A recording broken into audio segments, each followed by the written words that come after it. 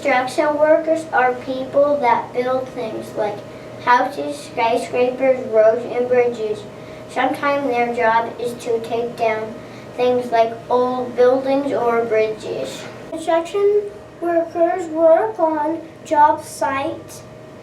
Their sites could be anywhere that construction is being done. Construction workers work together in crews. They need lots of people to get things done, and everybody has a special job on the crew.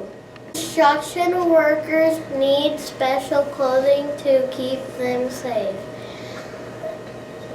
They wear long sleeves and long pants to protect their skin. Construction workers wear helmets to protect their heads and safety goggles to protect their eyes. They also wear gloves to protect their hands. Construction workers use many different kinds of tools. They use small tools like hammers and other big tools like chainsaws and jackhammers.